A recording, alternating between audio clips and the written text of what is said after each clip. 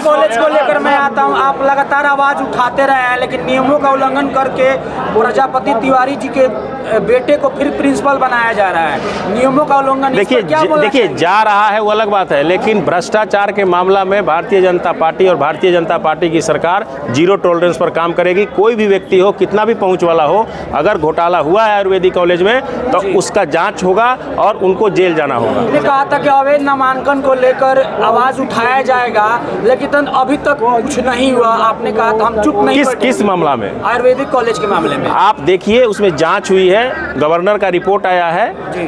और अभी सरकार जो थी, इसके पहले सरकार राजद की थी, तो मैंने ये सवाल उठाया था कि क्या कर रहे हैं राजद के लोग। स्वास्थ्य मंत्रालय लालू जी के लड़के के पास था, क्या कर रहे थे? मैं सवाल पूछता हूं उनसे, आप बताइए क्या कर रहे थे? उनको एफआईआर कराना चाहिए अगर भ्रष्टाचार हुआ है तो।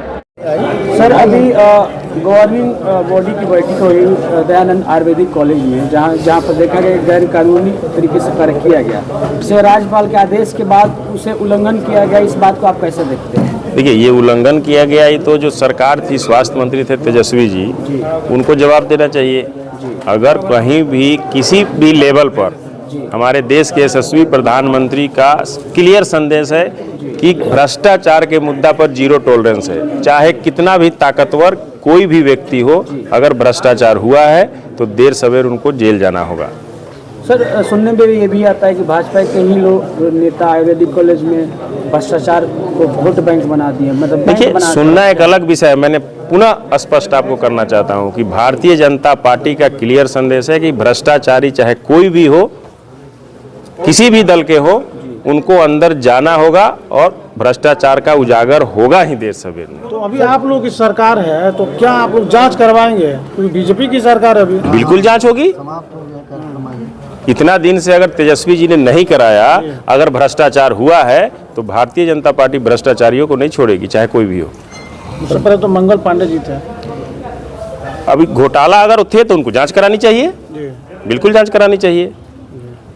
अगर भ्रष्टाचार सिवान में हुआ है, मैं पुनः दोहरा रहा हूं, तो कोई भी हो उसकी जांच होनी चाहिए और उसका सच्चाई सामने आकर जो छात्रों के साथ अन्याय हुआ है उसकी जांच होना चाहिए और छात्रों को न्याय मिलना चाहिए।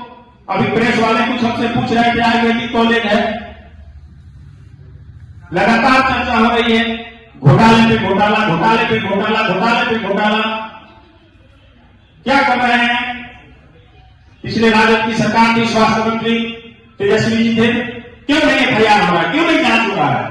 वो चाहे किसी भी दल के लोग हो, कोई भी कितना भी बड़ा माफिया हो, अगर छात्र और नौजवान के साथ खिलवाड़ कर रहे हैं तो कैसे आगे बढ़ेगा सिवान? ये बैठे हुए लोग, मैं मानता हूं कि बहुत बड़े लीडर नहीं है, लेकिन देश के भविष्य है और मैं गारंटी के साथ कह सकता हूं कि इन्हीं में से सिवान का नाम रोशन करने वाले बहुत आगे निकल सकते हैं, चाहे स्पोर्ट्स की बात हो, राजनीति की बात हो, शिक्षा की बात हो या रिसर्च की बात हो। अगर हम आप एक दूसरे का साथ नहीं देंगे तो यह विकास का रुक जाएगा। और शीर्ष नेतृत्व ने मुझे कहा कि आप अपने सिवान से जुड़े रहिए और उन लोगों का लिस्ट लाइए। माननीय गृह मंत्री जी का मैं धन्यवाद देता हूं कि छोटे से छोटे चीजों पर उनका ध्यान रहता है। किन लोगों ने अपने परिवार का त्याग किया है, उनका लिस्ट लाइए और क्या कर रहे हैं वहां के लीडर, ये मैं कुछ पूछूंगा। इसलिए आप लोग साथ दीजिए और भारतीय जनता पार्टी के आने वाले समय में 2024 का जो चुनाव है, प्रत्याशी भारतीय जनता पार्टी में कोई भी व्यक्ति निश्चित नहीं होता है।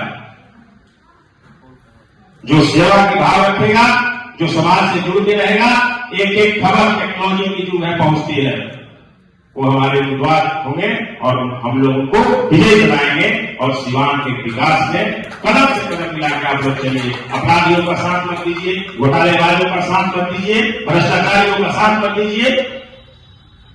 संगठन में अच्छे लोगों को आगे बढ़ाइए, अच्छे सोच वाले नौजवानों को आगे ले जाइए। इसका शुरुआत आज और अभी से हम और आप, ये संख्या कम नहीं है, आपका अगर साथ रहा तो हम लोग मिलकर सिवान को बदल देंगे और आने वाले समय में वही राजेंद्र प्रसाद और मौलाना आजाद जैसे सिवान का नाम लिया जाएगा।